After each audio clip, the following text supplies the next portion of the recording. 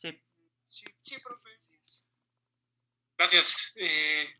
Bueno, pues vamos a comenzar la sesión de hoy. Nada más quiero, primero, antes que nada, recordarles por qué me estoy clavando ahorita tanto en estas cuestiones de estructura, ¿no? Este resumen, etcétera. Y es porque para nosotros llevar a cabo cualquier investigación histórica son herramientas pues bastante básicas que necesitamos practicar y practicar, ¿no? Eso necesitamos hacerlo muchas veces a lo largo de nuestras carreras hasta que se vuelva ahora sí que segunda naturaleza, ¿no? Entonces, también cuestiones de estructura con este tipo de ensayos, como lo que vamos a ver hoy también, bueno, una parte de lo que vamos a ver hoy también, porque a la hora de nosotros escribir un ensayo también tenemos que tener muy clara desde un principio una estructura.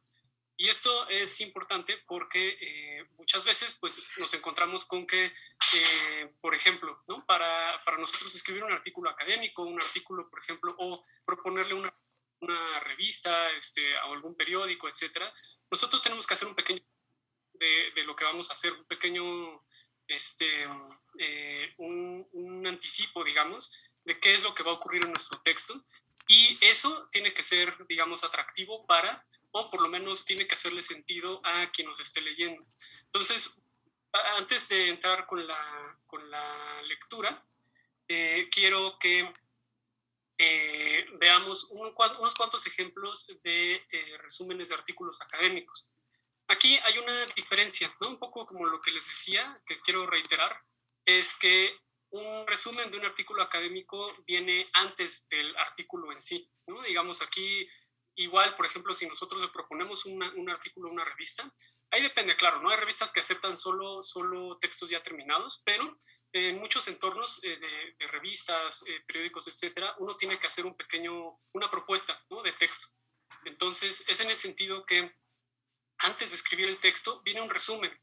Y eso es interesante porque normalmente no estamos acostumbrados a que sea al revés, ¿no? A que el resumen venga de un texto en particular, digamos, el resumen sea el resultado del texto, ¿no? En cambio aquí, un poco la dinámica, ya a la hora de proponer cosas, ¿no? Para revistas, etcétera, es a la inversa. Primero tenemos que hacer un resumen, ya después hacemos el texto con base en el resumen. Y eso puede cambiar, por supuesto, ¿no? En el texto, tanto el texto como el resumen pueden cambiar, pero el caso es que el resumen viene antes. Entonces, quiero mostrarles unos ejemplos de resúmenes de revistas académicas, bueno, de artículos académicos, para que vean más o menos qué es cómo es que se trabaja en este tipo de cosas. Entonces, les voy a compartir mi pantalla para que ustedes también vean más o menos cómo se hace esto, qué tiene que tener un resumen, qué es lo que hemos estado viendo hasta ahora. Entonces, bueno, ahí ya pueden ver todos mi pantalla. Sí. Gracias. Sí. Bien, entonces, bueno, tenemos este artículo de esta autora que se llama Mariana Moraes Medina, que es de esta revista académica que se llama Latinoamérica, Revista de Estudios Latinoamericanos. Y el artículo se llama Juana de Ibarburu, Alfonso Reyes y la literatura mexicana en 1929, amistad literaria y políticas del espíritu, ¿no? Entonces, bueno, ya por el título ya tenemos una idea más o menos de qué se trata esto, ¿no? Es una mujer, un hombre, ¿no? La literatura mexicana, 1929, contexto por-revolucionario, amistad literaria, políticas del espíritu, o sea, tiene que ver con una cuestión de literatura, política, ¿no? Más o menos en el título ya va a contener un montón de los temas que vienen en el texto. Y aquí está el resumen, como pueden ver, ¿no? Y dice, este artículo examina la relación de Juana de Ibarburu con Alfonso Reyes y la literatura mexicana durante 1929, a partir de la reconstrucción de los intercambios y encuentros que tuvieron lugar entre los escritores durante ese año. En particular, los eventos relacionados con la organización del homenaje a Amado Nervo en Montevideo, en su 10º aniversario luctuoso, y la ceremonia que elevó a la poeta Juana de América. El objetivo del trabajo es analizar, a través de los aportes de la sociología de la literatura, las afinidades dinámicas de patrocinio literario y transferencia de prestigio entre los autores, y su relación con los proyectos de nación y de cultura promovidos por México y Uruguay a finales de la década de los 20. Los intercambios iniciales entre Reyes y Ibarburu, espejo de las lógicas modernistas de promoción y patrocinio patriarcal, colaboraron con la consagración y construcción de la imagen continental de la escritora en 1929 y le aseguraron una aliada de gran notoriedad a la diplomacia cultural del México postrevolucionario en el Río de la Plata. Entonces, bueno, ¿no? Aquí si se fijan, tenemos todo lo que va a venir en el artículo, ¿no? Un poco como lo que les pedí que hicieran en la sesión pasada, ¿no? Respecto a los textos que habían leído. Eh, viene todo eso aquí, ¿no? Viene de qué se va a tratar, ¿no? Entonces ahí viene al principio es, ¿qué es lo que se va a examinar en este artículo? Bueno, esta relación entre estos dos personajes, ¿a partir de qué, no? ¿O con base en qué? Ah, pues entre intercambios de encuentros, a partir de un evento, ¿no? Este homenaje de Amado Nervo en Montevideo. ¿Cuál es el objetivo de este trabajo? ¿No? Analizar los aportes de la sociología y la literatura, etcétera. Y finalmente, cómo es más o menos cuál es el objetivo y después cómo es que todo esto va a tener sentido, ¿no? ¿Qué es esto que viene al final? Los intercambios iniciales entre estas dos personas colaboraron en la consagración y construcción de la imagen continental de la escritora, tal, y ayuda a esto en la diplomacia cultural de México en Argentina, ¿no? Entonces, aquí viene todo, ¿no? Todo lo que va a venir en el artículo viene todo explicado y viene ya estructurado en ese sentido, ¿no? Viene de qué se va a tratar, viene objetivos, ¿no? Y más o menos cómo es que todo esto va a tener coherencia y un poco de metodología, ¿no? En ese sentido también. Eh, Después viene esto de las palabras clave, que lo vamos a ver en alguna sesión posterior, como creo que en un par de semanas. Vamos a ver esta cuestión de las palabras clave. Ahorita nada más ténganlo en mente, ¿no? Son las palabras de cómo, digamos, piensen ustedes en cómo buscar información. Eso es, las palabras clave de un artículo académico son simplemente eso. Es cómo es que vamos a buscar, cómo es que vamos a llegar a esta información en un buscador, ¿no? Cualquiera que eso sea. Ahí están, ¿no? Y también no solamente son términos de búsqueda, sino si por ejemplo yo estoy investigando algo en particular, pongamos que yo estoy investigando algo de Alfonso Reyes y llego a este artículo buscando cosas de Alfonso Reyes, bueno, pues en las palabras clave, si leo el resumen y digo, ah, pues no sé si me va a servir el leer esto, ¿no? Puedo ver las palabras clave también y decir, ah, bueno, en las palabras clave tal vez está México, Uruguay, Amado Nervo, Sor Juana Inés de la Cruz, bueno, esto tal vez no está dentro de mi interés, ¿no? De lo que me interesa en particular, entonces puedo irme a otro artículo, ¿no? Entonces también para eso sirven las palabras clave en general. Luego, quiero que veamos otros tres ejemplos. Hay otro más de esta revista justo de historia que se llama Secuencia. Es una revista del Instituto Mora. Y el autor no es Héctor Strobel del Moral. Y el artículo se llama Los impuestos a puertas, ventanas, perros, caballos y carros, 1853 y 1855. De nuevo, ¿no? En el título está ¿de qué se va a tratar esto? ¿Quién es el personaje? Y el tiempo, los tiempos a los que se ajustan, ¿no? Entonces, en ese sentido, un título, piénsenlo así, ¿no? Normalmente nos va a resolver quién, no necesariamente, ¿no? Pero sí tiene que ser qué, quién, cuándo, de menos. Porque si ponemos cómo, normalmente va a ser un título muy largo, ¿no? Eso ya lo podemos hacer en el resumen sin ningún problema. Y bueno, dice el resumen, ¿no? Este artículo trata sobre los impuestos a puertas, ventanas y perros decretados por Santa Anna entre 1853 y 1854, así como los de caballos y carros que datan de antes. Pese a lo que la historiografía liberal para desprestigiar a Santa Anna, en su tiempo estas contribuciones no fueron consideradas extravagantes ni ridículas, ya que se adoptaron de Europa y fueron un intento por grabar progresivamente la riqueza sin afectar a las clases menesterosas. Tampoco hay prueba de que se creyeran odiosas ni vejatorias, pues pocos las pagaron y se otorgaron bastantes exenciones. Antes bien, su mala planificación y la concesión de exenciones causó que, a costa de grandes esfuerzos y gastos, lo recaudado fuera poco. Con tal de ahorrar y comenzar el cobro lo más pronto posible, fueron mal planificadas, lo cual perjudicó al erario y dificultó la recaudación. Los funcionarios públicos fueron sus principales críticos y el mismo gobierno decidió abolirlas en 1855. Bien, ¿no? Igual que en el otro, aquí tenemos más o menos de qué va, ¿no? Es sobre estos impuestos que metió Santa Anna y también impuestos anteriores incluso a Santa Anna. Viene esta sección, ¿no? En la que dice, bueno, estas contribuciones no fueron consideradas extravagantes ni ridículas, etcétera, etcétera. Ahí ya nos está diciendo algo, ¿no? Que no viene en el resto del resumen, ahí nos está dando datos a los que nosotros tendríamos que ser un poco especialistas en Santa Anna para saber de qué está hablando, en el sentido en el que nos podremos preguntar, bueno, ¿por qué serían consideradas extravagantes y ridículas? ¿Por qué usar esas palabras para describir estas cosas? ¿No? Entonces, bueno, ahí, por ejemplo, autor, ¿no? Lo que hizo fue hacer un resumen, ¿no?, de un artículo para el cual ya está, digamos, a quién lo va a leer, ¿no? Y el resumen no está ideado para ser leído por un público general, incluso un público especializado general, ¿no? Es para especialistas específicamente en Santana que conocen por qué, ¿no?, se considerarían extravagantes, ridículas, odiosas, vejatorias, etcétera, ¿no? Incluso ese entrecomillado nos dice que son referencias a algún texto en particular o alguna nota de periódico, algo, ¿no?, en particular.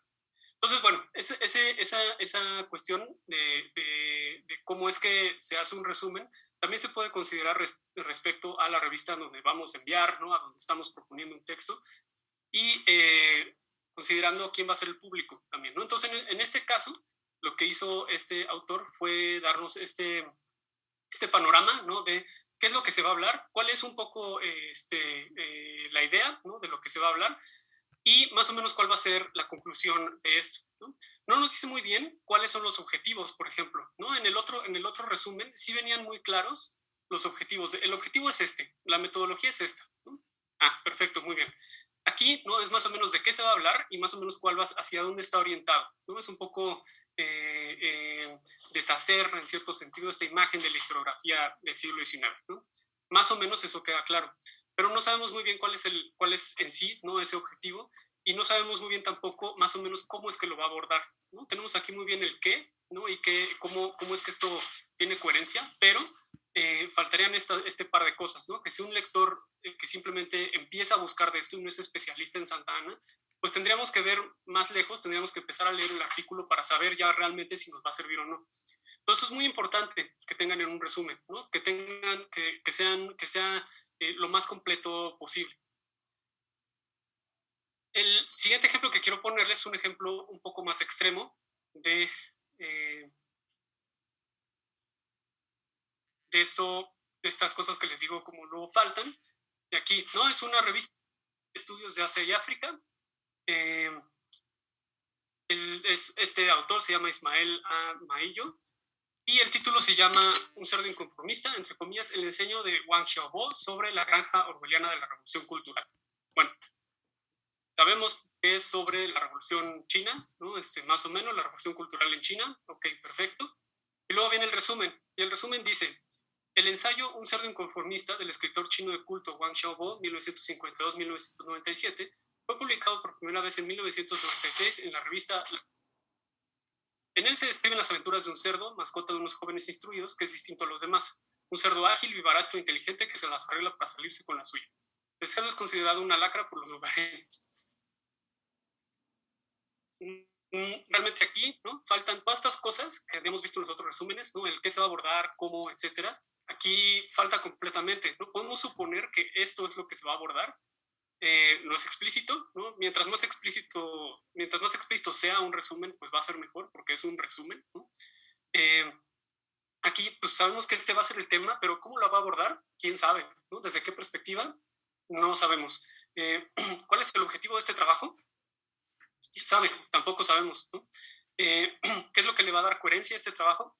Tampoco lo sabemos, ¿no? Realmente nos deja nada más aquí con cuál es el tema, pero no sabemos muy bien qué es lo que va a hacer este autor, ¿no? Entonces un resumen así, pues no sirve realmente de nada, ¿no? Porque entonces, si nosotros estamos investigando este tipo de temas, pues yo voy a tener que leer, ¿no?, todo este artículo o una buena parte del artículo. Generalmente, ¿no?, como buenos artículos académicos, pues no son tan cortos. Yo voy a tener que dedicarme por lo menos la introducción para saber si me va a servir esto o no. Porque es en la introducción donde ya, ¿no?, aquí ya va a explicar de qué se trata ya más exactamente, ¿no?, cuáles van a ser los objetivos, etcétera, ¿no? Pero esto tendría que venir desde el resumen, ¿no? Esto tendría que ser desde antes. Todo esto, toda esta explicación del cómo se va a abordar, objetivos, ¿no?, desde qué perspectiva, etcétera, tiene que venir siempre desde antes en un resumen, ¿no? Y el último ejemplo que les quiero mostrar es este otro. Igual, ¿no? En la revista Secuencia, es igual que el de Santana, ¿no? Es la misma revista de historia. Y es de este autor que se llama Watson R. Dennis, y el artículo se llama Orígenes y manifestaciones de la francofilia haitiana, nacionalismo y política exterior en Haití, 1880-1915. De nuevo, aquí, ¿no?, igual, está muy bien delimitado en el título qué, ¿no? Cuándo y de qué se va a tratar, ¿no? Y ahora el resumen dice, este estudio se fundamenta en la historiografía haitiana de finales del siglo XIX y principios del XX. Uno de los atractivos de este trabajo es lograr evidenciar que la ruptura política con Francia después de la Revolución Haitiana no representaba la ruptura cultural e ideológica.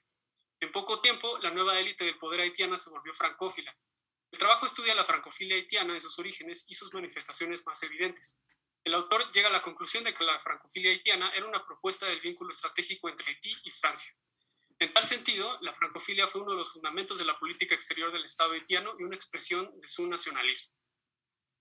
Aquí, ¿no? Igual, aquí está el qué, incluso ya hay una nota sobre historiografía, ¿no? Sobre en qué está basado, ¿no? Un poco aquí es la parte del método, ¿no? De cómo es que se va a abordar este tema. Viene aquí los objetivos, ¿no? Que es, cuando habla de los atractivos, ¿no? Un poco ese es el objetivo, es evidenciar que la ruptura política con Francia después de la Revolución no representaba una ruptura cultural e ideológica, qué es lo que le va a dar coherencia, ¿no? Que es parte del nacionalismo de Haití después de después de la revolución, etcétera, etcétera, ¿no? Aquí también viene, es más corto, y eso quiero que lo tengan en mente, ¿no? Porque no es necesario, aquí por ejemplo, que es el que yo considero el más completo de todos los resúmenes, es, bueno, ¿no? Es relativamente largo, o sea, todos los resúmenes son cortos, ¿no? Pero este es relativamente largo comparado con otros resúmenes. Que no nos dice nada, pues es cortísimo, y ¿no? Digamos que también nos dice un montón de cosas, no es tan largo como el otro, ¿no? Entonces también ténganlo en mente porque a veces no es necesario escribir mucho para hacer un muy buen resumen, ¿no? En ese sentido, este resumen de este artículo funciona bien, ¿no? Sabemos de qué se va a tratar, sabemos cómo es que se va a cerrar todo esto, sabemos cómo es que lo va a hacer, ¿no? A través de un análisis historiografía haitiana de finales del siglo XIX, principios del XX, etcétera, ¿no? Entonces aquí queda bastante claro qué es lo que va a pasar en este artículo. Y bueno, ¿no? Esto es muy importante para que ustedes lo tengan en mente. Bueno, ¿alguna pregunta de todo esto? ¿Alguna pregunta hasta aquí de estos resúmenes? José Daniel, adelante. Hola, buenos días. Hola, buenos días. Solo tengo una duda. ¿Por qué separaron el abstract? Bueno, es que nunca, yo siempre, bueno, en lo que he visto estoy acostumbrado a que únicamente esté el abstract. Entonces, ¿por qué hay dos? Hay dos porque es una versión en inglés y una versión en español. Ok. Entonces, ese A ver, resumen. pongo otra vez la pantalla para Ajá. que me realmente a qué te refieres. Creo que tal vez no te estoy entendiendo bien. Ok, ahí está. ¿A qué te refieres exactamente? Ajá, es que generalmente en los textos que yo he visto o que yo ¿Sí? reviso, únicamente encuentro el abstract y ya. Y aquí veo resumen y abstract. Quería saber en Sí, si eran distintos, pero sí, ya vi que dice lo mismo en no, es la distintos. versión en inglés y en español. Vale, vale. Sí, esto es una práctica ya muy común entre todas las revistas, tener una versión en inglés y una en español. Ujú. También depende de dónde sea la revista. Por ejemplo, hay revistas que son por ejemplo, revistas que vienen del mundo, por ejemplo, ¿no? Si hay una revista de Brasil, Portugal, normalmente tienen abstract en inglés, español y portugués, por ejemplo, ¿no?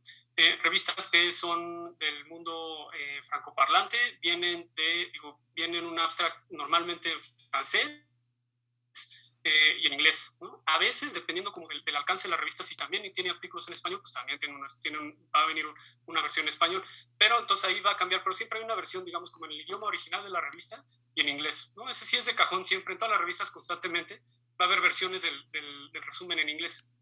Entonces, bueno, sí, así es como funciona este rollo. ¿Tiene alguna otra pregunta?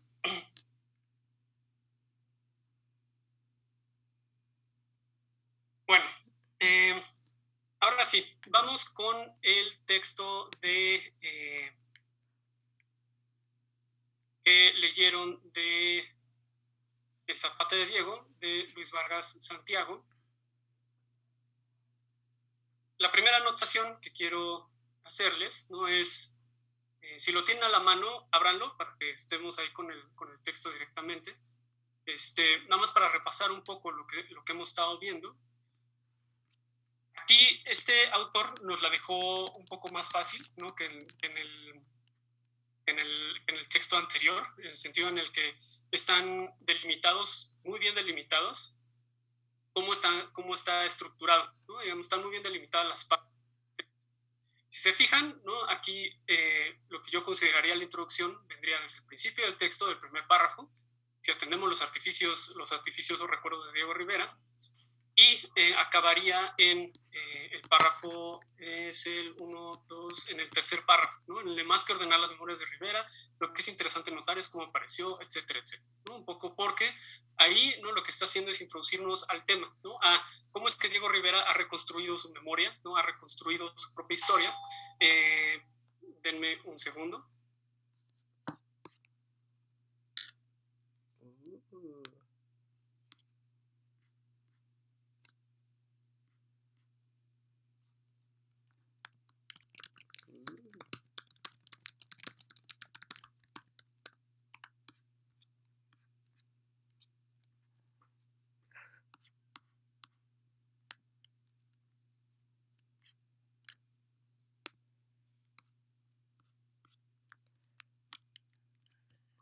Listo. Bueno, si se fijan, ¿no? Aquí está muy bien demarcada, digamos, esa división. Lo que yo consideraría la introducción sería esos primeros 3 párrafos, porque es donde nos está explicando que Diego Rivera ha reconstruido un montón de sus memorias, ha reconstruido su historia, su biografía, y en ello la figura de Zapata juega un papel importante también, ¿no? En cómo es que reconstruye Diego Rivera su historia en términos también de su participación política en los procesos de la post-revolución mexicana, ¿no? Después, lo que yo consideré el desarrollo viene muy bien marcado, ¿no? Desde el cuarto párrafo, que es los primeros murales de Diego Rivera,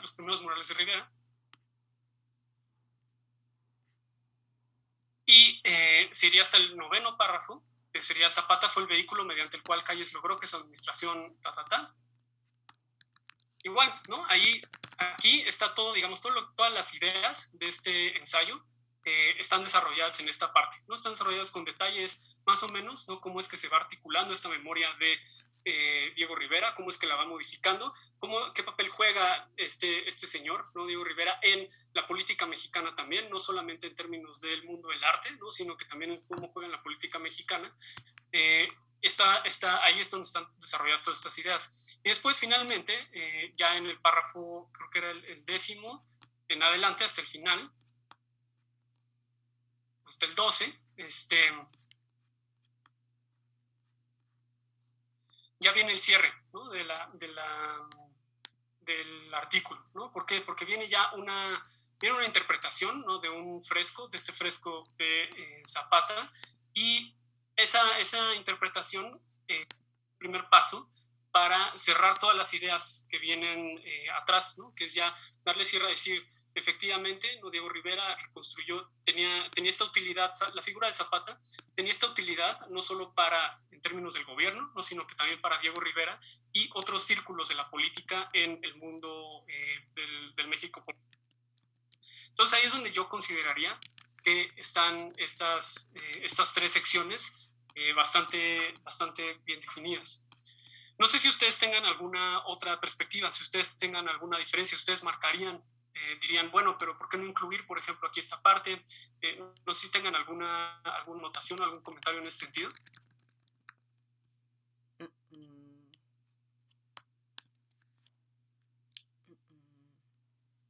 Por mi parte, no. Yo tampoco, profe. Ok, gracias a quienes han respondido. Bueno, si nadie tiene otro comentario sobre esto, quiero que platiquemos ya un poco más sobre cuestiones de contenido, ¿no? También tiene que ver con estructura, pero que nos metamos un poco con cuestiones de contenido. Y la primera pregunta es, bueno, ¿cómo es que esta imagen de Zapata, o digamos, cómo es este Zapata diferente del que vimos en la otra lectura, la de la semana pasada? ¿Cuál es la diferencia?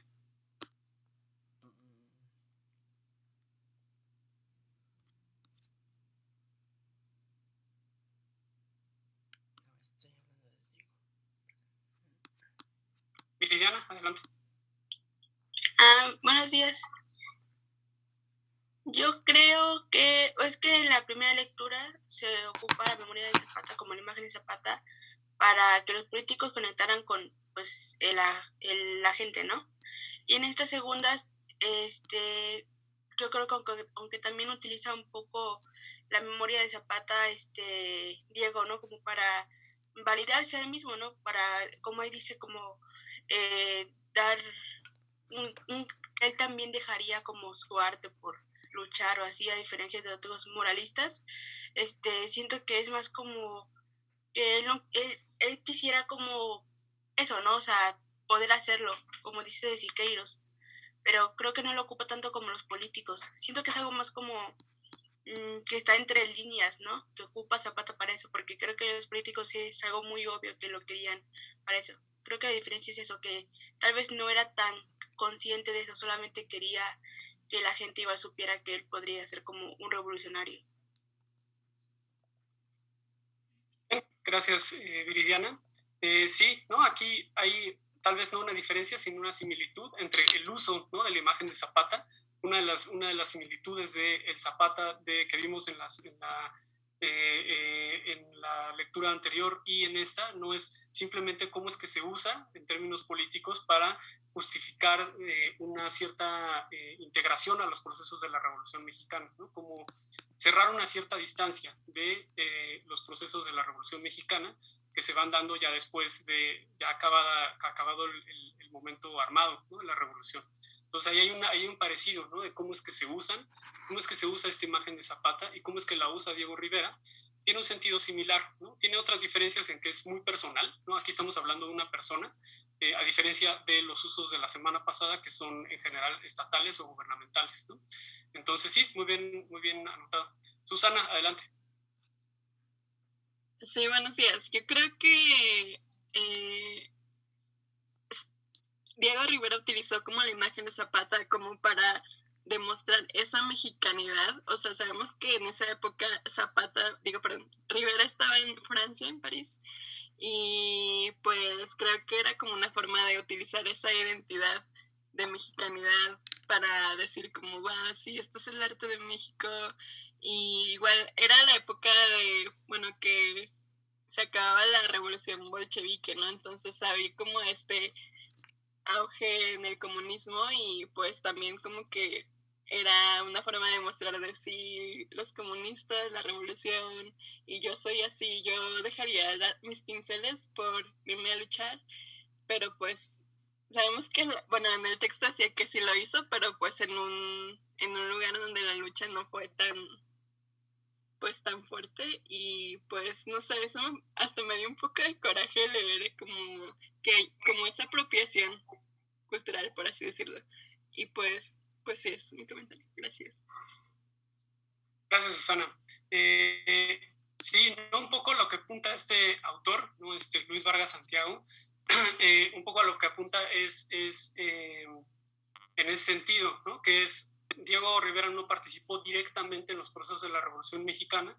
La imagen de Zapata le sirvió para integrarse en ellos, ¿no?, para integrarse en los que vieron después, no necesariamente de la Revolución tal cual, de la lucha armada de la Revolución, sino para integrarse después en lo que vino, ¿no? Entonces, sí, efectivamente, ahí hay es más o menos a lo que apunta este artículo, que es diferente, ¿no?, del otro, y que por eso les decía, aquí hay una diferencia en términos que estamos hablando de un personaje, ¿no?, de una persona frente a otras estructuras estatales, ¿no? Es una persona que participa en estas estructuras estatales, pero también hay un uso muy personal, ¿no?, de esta imagen de Zapata, ¿no? Y otra cosa también de lo que decías, ¿no?, que te daba coraje un poco esta como apropiación de la imagen de Zapata, también por eso hemos estado leyendo este tipo de textos, porque es inevitable hacer apropiaciones de figuras históricas, ¿no? Si usamos una figura histórica en el presente, inevitablemente vamos a verla de una manera particular, ¿no? No hay una manera de verla objetivamente, porque ese momento ya pasó, ¿no? Incluso en ese momento, un poco también de eso iba el artículo pasado, ¿no?, es las memorias de Zapata que se crean inmediatamente después de su muerte en los años 20 son diferentes, ¿no? Hay diferentes memorias de Zapata a nivel de Morelos, ¿no?, lo que ocurrió en Morelos, en los pueblos de Morelos. En los años 20 hay una cierta memoria o conmemoración de Zapata, y hay otras, hay muchas otras, ¿no? A nivel estatal, a nivel federal también, hay distintos Zapatas. Zapata no es una sola figura, ¿no? Y esta lectura también va en ese sentido, pero en términos personales, ¿no? Como también una imagen histórica, una imagen de un personaje histórico, también es utilizada en términos personales, ¿no? Para integrarse estas dinámicas de Estado, etcétera. Pero es inevitable, ¿no? Un poco es inevitable. Cuando hablamos de figuras históricas, siempre vamos a hacer una interpretación, ¿no? No hay una manera, digamos, objetiva de llegar a una figura histórica, ¿no? Siempre va a haber una interpretación de por medio. Bien, José Daniel, ¿levantaste la mano? ¿O ya no? Sí, pero era básicamente eso y pues la idea de cómo yo siento que más que, bueno, en relación a la lectura pasada, más que usar la imagen como tal, él usó una ideología, es decir, él estaba como que en el momento y la vivió, mientras que en la lectura pasada simplemente hablaban como de tiempos anteriores y como que esa, bueno, la simple imagen y los recuerdos que quedaban de lo que se había realizado por Zapata, mientras que Diego relativamente, a pesar de no vivirlo en persona, pues sí estaba presente en en todo el contexto mundial que estaba en ese entonces. Sí, gracias, José Daniel. Ahí hay una conexión interesante, ¿no? Que es justamente cómo es que un personaje como Diego Rivera atraviesa distintos contextos también, ¿no? Contextos en términos ideológicos, justamente, ¿no? Un poco lo explica en la lectura, ¿no? Diego Rivera se asumía como comunista y participó en todas estas organizaciones de comunistas, ¿no? Llegó a pelear también como parte de no me acuerdo ahorita, ¿no? Pero como parte de una brigada, ¿no? Que mandaron a no sé dónde, ahorita no me acuerdo específicamente cuál era el tema, pero incluso llegó a pelear como parte de estas brigadas de comunistas, ¿no? Y en ese sentido es que las imágenes históricas pues van a estar cruzadas, y es un poco también lo que hablaba, lo que le decía, lo que hablábamos con Susana, que es que están constantemente cruzadas por mil cosas, ¿no? Entre ellas, ¿no? Las figuras históricas siempre van a estar cruzadas también por una ideología, ¿no? En cierto sentido es inevitable, ¿no? Hablar de una figura histórica sin pasar por alguna ideología, ¿no? Lo podemos intentar, ¿no? Podemos ser lo más neutros posible, pero invariablemente va a estar ahí, ¿no? Porque en términos, y por eso me gusta este texto, porque en términos personales, ¿no? También se pueden usar las imágenes de la historia o las figuras históricas para propósitos simplemente personales, ¿no? Y eso va a estar cruzado por la ideología que cada quien tenga, ¿no? Muy bien. ¿Alguna otra perspectiva de esto, ¿no? De cómo es el Zapata de Diego Rivera y cómo es el Zapata de la lectura que leímos la semana pasada?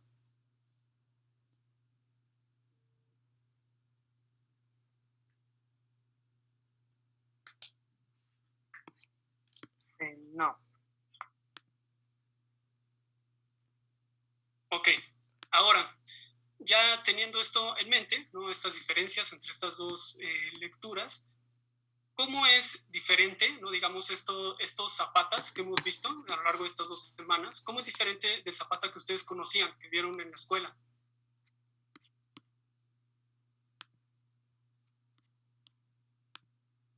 ¿Es diferente? ¿No tanto? Susana, adelante. Hola, perdón por participar otra vez. ¿No? Yo creo que o sea, de verdad, yo casi no había Zapata en mi formación académica.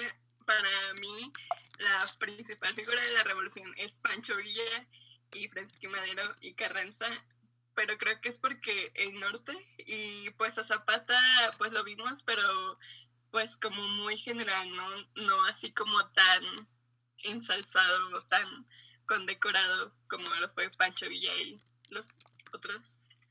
Y o sea, sí, la verdad, hasta estas lecturas me he dado cuenta que ha tenido como un impacto social muy grande, y incluso iba a preguntar hace unas clases si el movimiento zapatista de liberación nacional fue como tan comparable a lo que fue la revolución. O sea, bueno, yo igual nací después de la revolución, el movimiento de liberación nacional, obviamente, pero como que a mí o sea, no tengo una imagen de que ese movimiento haya sido tan fuerte como lo fue la revolución. O sea, no, bueno, perdón por mi ignorancia, me disculpo, pero pues sí, como que no, para mí Zapata no es una figura tan fuerte como los otros personajes. Gracias, Susana. Y cuando dices que no es una figura tan fuerte, digamos, ¿cómo es que vieron ustedes, ¿no? Bueno, ¿cómo es que viste tú a Zapata? ¿Cómo lo manejaban? Cuando dices que no es una figura tan importante, ¿qué decían de Zapata, ¿no? O sea, como era simplemente un caudillo más, ¿no? Fue alguien más o menos importante, fue alguien más importante para el sur que para el norte, más o menos, ¿cómo lo vieron ustedes? Sí, pues, alguien más importante para el sur que para el norte, o sea, sí, obviamente vimos que su frase era tierra y libertad, ¿no? Y que fue como el propulsor del reparto agrario. Y pues sí, como que nada más en el sur, el caudillo del sur creo que le dicen, ¿no? Y sí, no sé, bueno, y pues sí, como que era una idea más general, pero no tan así como glorificada como Pancho Villa. Si me permiten comentar otra cosa, hay una especie de religión o sincretismo que toma a Pancho Villa como un santo y le otorga poderes curativos. Hay personas que hablan a través de su cuerpo y entran como en un trance y toman como el espíritu de Pancho Villa y pueden como hacer curaciones y limpias y todo ese tipo de cosas con la figura de Pancho Villa. Entonces, eso está súper loco, pero es algo que pasa en algunas comunidades del noreste, no sé si en el noroeste también, pero pues sí, como que para mí Pancho Villa es la figura de la revolución y no Zapata. Bien, gracias, Susana. No, un poco esta idea del santo, ¿no? Que ahorita viste, pues es interesante también en ese sentido, ¿no? Porque esos son, ¿no? Los héroes históricos también tienen esa cualidad, ¿no? En muchos sentidos, una cualidad ahí, pues, pseudo religiosa, ¿no? O a veces religiosa también, ¿no? Pero tienen esas cualidades también, ¿no? Entonces, hay algo sacro, ¿no? De estas figuras. Entonces, sí, muy bien, gracias. Después levantó la mano Jesús, adelante. Hola, buenos días. Pues igual que mi compañera Susana, de Zapata no conocía nada, al menos en mi educación de escuela, de salón. Como dice ella, Pancho Villa y la División del Norte, ¿no? Era bien raro escuchar el término la División del Sur. Al menos en mis clases me sonaba mucho en el oído cuando decían la División del Sur, porque nada más cuando hablábamos del sur, al menos en las clases, era Zapata y sus caudillos, Zapata y perdónenme la palabra, pero Zapata y su ganado, porque no había otro referente del sur, al menos en mis puntos. Ya después de que salí de la escuela y me interesé como un poco más en algunos textos, pues ya fui formando una idea de Zapata diferente, el reparto agrario, tierra y libertad, la tierra es de quien la trabaja y todas estas cosas. Y de repente me encontré con una canción que se llama Paramilitar, es de un grupo relativamente famoso, que se llama Escape, y la canción empieza como con una carta escrita a Zapata, directamente a Zapata, y lo glorifican mucho, le llaman mi general, aquí estamos, somos la resistencia, y la canción como tal habla de los paramilitares que se vivieron en la época del Ejército Zapatista de Liberación Nacional y de esta parte que sucedió en Chiapas. Y fue hasta ahí que noté que Zapata realmente para muchas personas, no solo en México, sino en el mundo hispanohablante, es una figura de autoridad, es una ideología, es un ser, un ente que muchas personas respetan e idealizan bastante. Y por ejemplo ahorita con los textos vienen a reforzar más esa idea que yo no tenía completamente, de que Zapata para muchas personas implica una imagen, un ideal y una persona a la cual le tienen mucha fe, si lo quieren llamar así, porque representa justamente eso, la representación que muchas personas no tuvieron en el sur, porque vuelvo a lo mismo, cuando se hablaba de la División del Sur era Zapata, solamente Zapata y ahí se acabó. Entonces sí, los textos también me han ayudado mucho a aprender de Zapata y cómo se ha usado su imagen, porque, bueno, para mí, repito, nada más fue una figura de la revolución y se acabó.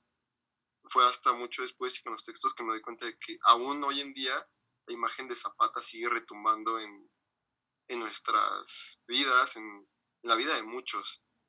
Y ya. Gracias, Jesús.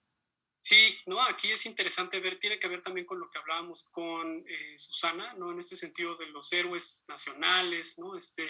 ¿Cómo es qué significa, ¿no? Que se construya una narrativa de héroe, ¿no? Alrededor de una figura histórica, ¿no? Y esto es importante porque muchas de nuestras narrativas heroicas, ¿no? Vienen de este periodo, ¿no? Entre finales del siglo XIX y la primera mitad del siglo XX, ¿no? Todas estas figuras históricas que son heroicas, ¿no? Que tienen esta cualidad heroica, vienen más o menos de todos estos procesos, ¿no? De cambios sociales muy importantes desde finales del siglo XIX hasta mediados del 20, ¿no? Y en ese sentido Zapata es uno más de estas figuras que también trascienden en la un poco como en cómo se nos enseña historia, ¿no? En general, hay mucho de esto, ¿no? De narrativas heroicas, ¿no? Narrativas de héroes centradas en personajes importantes que cambian las circunstancias que tienen alrededor, ¿no? Gracias, Jesús. Ahorita voy a ver más comentarios, creo que voy viendo algunas cosas en común que están interesantes. Y bueno, antes de que participes, Eduardo, voy a leer rapidísimo aquí el chat que dice Daniel Quijada, dice, creo que en la escuela se habla de él como un actor más de la Revolución Mexicana, viene incluido en el paquete de Villa y Madero, que se trató de alguien importante, pero ya no se habla más sobre el tema. Para mí, según las lecturas que hemos visto, fue toda una idea, una persona hecha mártir y puente entre intelectuales y políticos. Perdón por no participar en el chat, no sirve el micrófono. Sí, no te preocupes, Daniel. Sí, está interesante esto que me están comentando, ¿no? Ahorita voy a comentar más sobre eso. Adelante, Eduardo. Gracias, buenos días. Bueno, en mi caso, no, como tal, no hay una cambio de perspectiva, ¿no? Respecto a Zapata. Yo creo que nada más estos textos hablan del uso de la imagen de Zapata, no es lo suficiente para mí para cambiar mi perspectiva de lo que era, porque no te habla del hombre, sino de el uso que hacen del hombre. Entonces, no, en mi particular caso no. Sí, son dos perspectivas de ver, bueno, en el caso de la política, en el primer texto, usaban a Zapata como pues, para atraer gente o para discursos políticos. En el caso de Diego Rivera, es más, se va por lo artístico, pero también como un tipo de misticismo, ¿no? Hasta en sus pinturas. Entonces, sí, yo creo que es eso. Gracias, Eduardo. Sí, aquí también, ¿no? Un poco como lo que hablábamos también hace rato, lo que comentábamos con Susana y con José Daniel, hay un cruce muy importante entre lo que hablas un poco como de qué consiste esa imagen y su uso, ¿no? Y en ese sentido es que una figura como Zapata, ¿no? Una figura compleja como cualquier otra figura histórica, es reducida a una serie de eslogans, ¿no? Una serie de algo muy fundamental, ¿no? Está asociado a 3, 4 cosas, ¿no? A reparto agrario, a tierra y libertad, ¿no? A proceso de la Revolución Mexicana y a que es un héroe, ¿no? Más o menos a eso se reduce la figura de Zapata, aunque a pesar, digamos, de la posible complejidad o la complejidad que tiene, que puede tener a la hora de meternos ya más seriamente en un estudio, tal vez como de Zapata, ¿no? Entonces su uso se cruza con de cómo es la imagen de Zapata, se cruza con el uso, para qué sirve, ¿no? También. Muy bien. Viridiana, adelante. Creo que yo también agregaría como que estas imágenes son utilizadas para el nacionalismo. Creo que es algo fundamental que yo diría por lo que conocemos como pintura de bronce, ¿no? Esto de hacer todo para el nacionalismo y creo que, o sea, tanto Villa como Zapata son importantes, ¿no? Tal vez en la actualidad la gente que sí es pues parte de campesinos, ¿no? O sea, el ejército zapatista, ¿no? Que sí era gente que necesitaba que la vieran, ¿no? Que la escucharan, ¿no? Tal vez con que creo que como tomar la imagen de Zapata, ¿no? Como decir el primer texto, como el rebelde que fue, ¿no? Y también creo que lo tengo como más, como que si ellos sí pudieran más, ¿sabes? Porque creo que yo jamás voy a entender su realidad de ellos, de lo que han pasado y todo eso. Y tal vez ellos sí puedan comprender más lo que Zapata vivió y por qué hizo lo que hizo, ¿no? Porque al final de cuentas no es como que él quisiera ser un héroe o no sé, o sea, era porque en verdad la gente, o sea, el gobierno no los apoyaba nunca y tenían que hacer algo al respecto, ¿no? Y igual, o sea, la gente que buscaba la revolución no estaba pensando en los campesinos, entonces tuvieron que buscar ellos mismos, pues su lucha, ¿no? Y yo creo que por último algo que sí es que pues son seres humanos, ¿no? Y son complejos. Y no son solamente como los héroes, ¿no? Y, por ejemplo, los dos tienen cosas muy malas, ¿no? O sea, yo como mujer, en contra de las mujeres, los dos tienen cosas pues muy malas, ¿no? Y también hay que tener el contexto y la época en la que estamos hablando, ¿no? O sea, hace 100 años, pero creo que eso sí es lo único que yo pondría.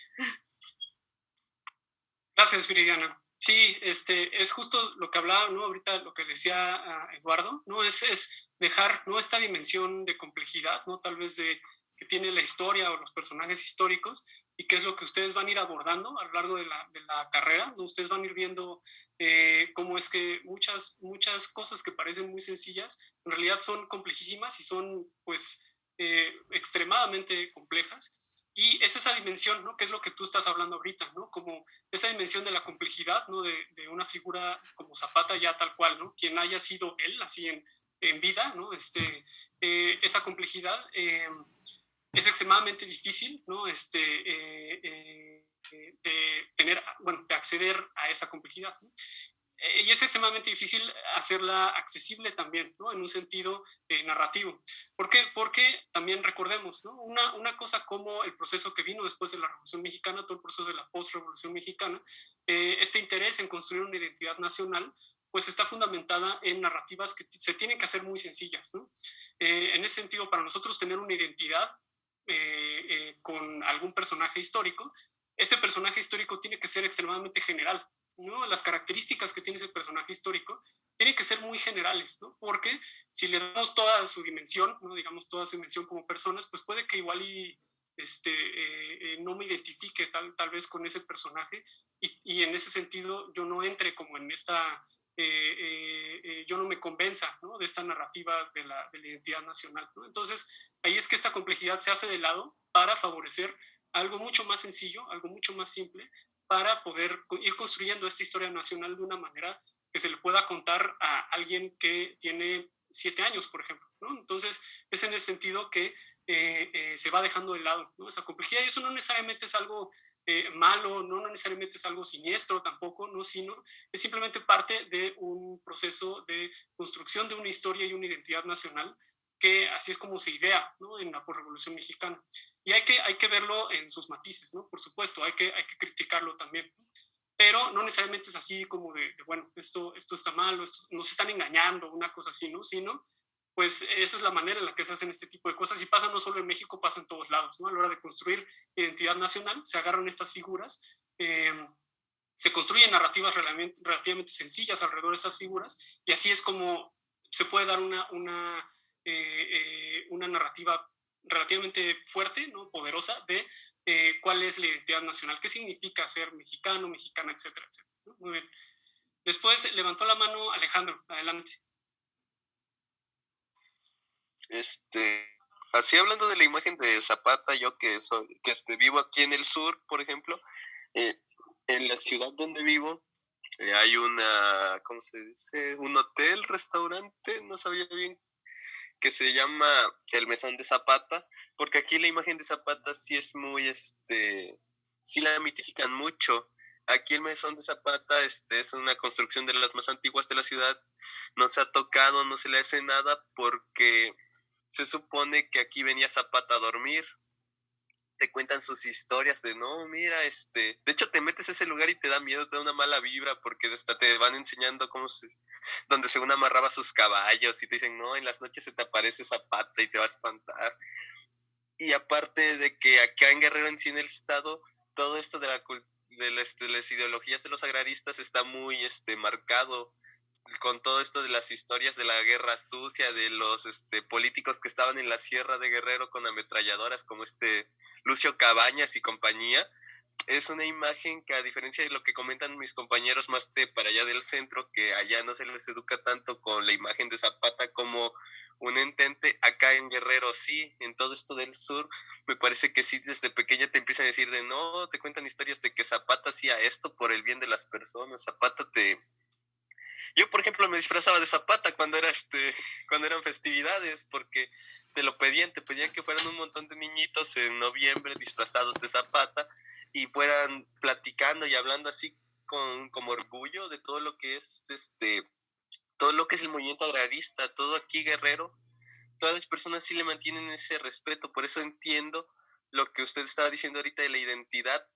Zapata es una imagen que como que pues, acá Guerrero está muy relegado, pues acá en Guerrero es pues un estado pobre, y en la imagen de Zapata las personas encuentran como ese confort, esas ganas de decir, no, pues vamos a quejarnos con el gobierno a ver si nos dan a ver si nos dan recursos así como lo hacía el Zapata. Así que pues sí me parece como importante, no exagerar en la mitificación de personajes, pero sí me parece algo importante para que tengamos identidad a la hora de ser una sociedad. Gracias, Alejandro. Sí, está muy interesante todo esto que nos estás contando, ¿no?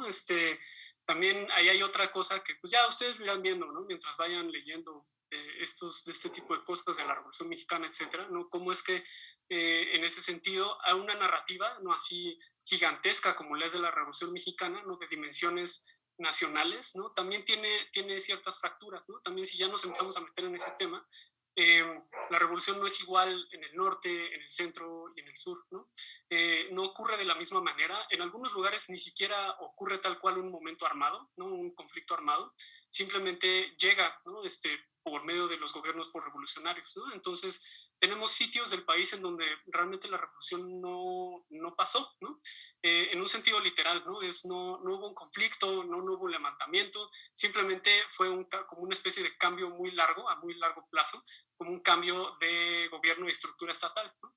Entonces, en ese sentido es que es muy diferente, ¿no? Dependiendo de a dónde nos vamos, ¿no? Qué regiones estamos hablando, es muy diferente hablar de un proceso como la revolución. No obstante, no existe esta narrativa como gigante, ¿no? Una narrativa maestra, ¿no? Por llamarlo así, en términos más técnicos, una narrativa maestra en la cual están incluidos todos estos, parece que en todos lados fue más o menos igual, ¿no? En todos lados ocurre igual y para todos lados debería ser igual de relevante, ¿no? Entonces eso también es parte de cómo es que se construye, ¿no? La historia nacional, en este caso, a través de ciertos personajes, también tiene que ver con eso, ¿no? Con cómo es que conectas toda esta cosa que es un territorio gigantesco, ¿no? ¿Cómo es que lo conectas? ¿Cómo es que haces que alguien de Chiapas se puede identificar con alguien de Baja California, ¿no? Este tipo de dinámicas, ¿no? Es importante tenerlas en mente a la hora de aproximarnos a narrativas como esta, como la de Zapata, que tiene que ver con una narrativa, ¿no? Que está conectado con una más grande, ¿no? A nivel nacional, que es la de la Revolución Mexicana. Y ahí, ¿no? Y es lo que decía Susana hace rato, ¿no? En el norte es más importante Pancho Villa, ¿no? Por razones obvias también, ¿no? Es como lo que tú comentabas, ¿no? En Guerrero, ¿no? Es más importante Zapata, igual, ¿no? También por razones obvias, ¿no? Locales, regionales, cuestiones de identidad, ¿no? Gracias, Alejandro. Después había levantado la mano Daniela, adelante. Sí, bueno, yo también vivo como un poco más al sur y pues aquí también hablamos como más de Zapata y lo vemos como muy a fondo, de que impulsaba las luchas sociales y las demandas agrarias y que era el caudillo del sur, mientras que a Villa solo lo veíamos como muy levemente, que era el caudillo del norte y que estaba en Chihuahua y que creo lo más importante que vimos fue también que fue gobernador provisional de Chihuahua, pero hasta ahí no veíamos nada más a fondo. Muy bien, gracias, Daniela. Sí, ¿no? Igual, ¿no? Estas diferencias regionales son importantes también, ¿no? Y en ese sentido es que el Zapata que se ve en el sur, en el centro, es diferente del Zapata que se ve en el norte, ¿no? Etcétera. Muy bien. Después levantó la mano Julieta, adelante. Creo que mi compañero Eduardo levantó la mano antes. Pero Eduardo, ¿tú otra vez levantaste la mano? ¿No es de que ya habías participado? No, es que creo que la dejé. La dejaste. Sí, sí, no te preocupes. Adelante, Julieta. Ok. Pues aquí los medios oficiales, como en la escuela y así, sí te hacen más énfasis en Zapata, pero pues no tanto. La verdad, yo tengo la imagen más presente como de medios no oficiales. O sea, de niña yo lo relacionaba mucho con encapuchados y así, igual porque está más cerca de Chiapas. Y aquí, pues sí, somos muy revoltosos, la verdad, y a cada rato podías encontrar en el centro carteles anunciando marchas de movimientos zapatistas o bloqueos de movimientos zapatistas. Bueno, aquí hay de cualquier cosa, ¿no? Pero también de eso. Y pues sí impone un poco la imagen. Puedes encontrar, igual, como hay mucha producción gráfica, bajas al centro o en cualquier lado y ves stenciles de Zapata, de que la lucha vive y así. Y también como acá, pues sí se trabaja bastante el campo y hubo mucho reparto agrario, pues igual lo manejan en la escuela, como que, no, pues se repartió tierras y así, y sí le dan más énfasis que, por ejemplo, a Pancho Villa, pero creo que la imagen que yo tengo más presente es de Zapata como el representante del movimiento zapatista. Muy bien, gracias, Julieta. Sí, ¿no? Aquí estamos hablando igual de un uso, de cómo es que se usa esa imagen de Zapata, ¿no? Y en este caso, un poco lo que apunta Julieta, ¿no? Se sigue utilizando esta imagen de Zapata, como lo veíamos en una parte del texto de la semana pasada, como un símbolo de ciertos movimientos sociales, ¿no? De cierta forma, o ciertos ideales, ¿no? Por hablar de esta parte ideológica que mencionábamos hace rato con José Daniel, ¿no? Se habla de ciertos ideales que Zapata representa, ¿no? Y esto de representar, ¿no? De símbolo, esto es importante porque estamos hablando de una figura histórica, ¿no? Que se convierte en una imagen que se pone, que se utiliza de ciertas formas, que no necesariamente van a corresponder con el Zapata. Si ya nos metemos a hacer una investigación de, bueno, ¿qué hacía Zapata exactamente? Va a ser más complejo. En ese sentido es que se convierte en esta imagen histórica y se empieza a usar de diferentes maneras, ¿no? De muy diferentes maneras para muy distintos propósitos, que es lo que hemos estado viendo, ¿no? Incluso hasta personales, ¿no? Diego Rivera maneja la imagen de Zapata, sí para integrarse en términos generales a como estos procesos de la postrevolución mexicana, pero también como una manera de mostrar en qué es lo que él cree, ¿no? De qué es lo que van sus ideales, ¿no? Y entonces Zapata es una manera de condensar, en lugar de tener que explicarle a cada quien que se encuentra, bueno, mira, mis ideales son esto y esto y esto, pues mira, yo creo en Zapata, ¿no? Y ahí ya dice un montón de cosas, ¿no? Muy bien, Alma, adelante. Buenos días. Yo nada más les quería comentar que hace algunos años tuve oportunidad de platicar con uno de los últimos sobrevivientes del ejército zapatista y la pregunta que le hice fue por qué se había metido él a la lucha. Entonces me comentaba que en esa época, cuando empezó todo, él tenía 12 años y lo que le llamó más la atención era los balazos. Me decía que él no iba por ningún ideal porque era muy chico. Entonces él lo mismo en un momento dado se cambió al lado de los villistas porque decía que tenían mejores armas que los zapatistas que luchaban casi con las manos y con algunas armas. Y entonces él estaba muy orgulloso de eso, de haber estado en ambos bandos, pero que se había regresado después al final con Zapata porque lo trataban mejor. Y entonces ese era mi comentario más que nada. Gracias. Gracias, Alma. Sí, ¿no? Ahí es otra dimensión, ¿no? Como les decía, con lo que estamos viendo, lo que hemos estado viendo estas 2 semanas han sido imágenes históricas, ¿no? Las experiencias históricas pueden ser completamente distintas, ¿no? Hay una complejidad de cómo es que se dieron las cosas que es irreductible, ¿no? Y parte de eso es justamente encajar, ¿no? En una narrativa heroica, ¿no? De los zapatistas representan todas estas cosas. Encajar también a gente como lo que comenta Alma, que está interesantísimo, encajar también hay gente que simplemente estaba ahí pues, por el puro gusto de participar en esas cosas, ¿no? De participar en en la guerra, ¿no? De participar en el movimiento, etcétera, ¿no? Entonces, eso también es parte de cómo es que se construyen, ¿no? Estas narrativas históricas y cómo es que cambia la imagen de Zapata versión, ¿no? O por algún motivo propio así desconocido, ¿no? Y tenemos que encajar a esas personas, tenemos que terminar encajándolas en estas narrativas mucho menos complejas de lo que en realidad tendrían que ser, ¿no? Porque sirven un propósito, ¿no? Y una figura como Zapata en este panorama, ¿no? de cómo es que se construye el México postrevolucionario desde principios del siglo XX hasta nuestros días, es parte de eso, ¿no? Es parte de esas historias que se tienen que hacer más sencillas para servir ciertos propósitos muy puntuales, ¿no? Pero gracias, Alma, está muy interesante esa historia. Adelante, Edgar. A mí me gustaría como que apreciar en el punto en que Diego Rivera como que hace una relación muy estrecha con la imagen de Zapata. Yo creo que también como para recuperar como redimirse a sí mismo como alguien que participa en la revolución, ¿no? Porque cuando comienza la revolución él se va a Francia, como muchos se fueron como exiliados, yo creo, porque no querían participar en la revolución. Entonces como que ya después entra en contacto y trata de redimirse por medio de entrar en este movimiento cultural del muralismo, ¿no? Y vemos cómo lo vincula tan estrechamente,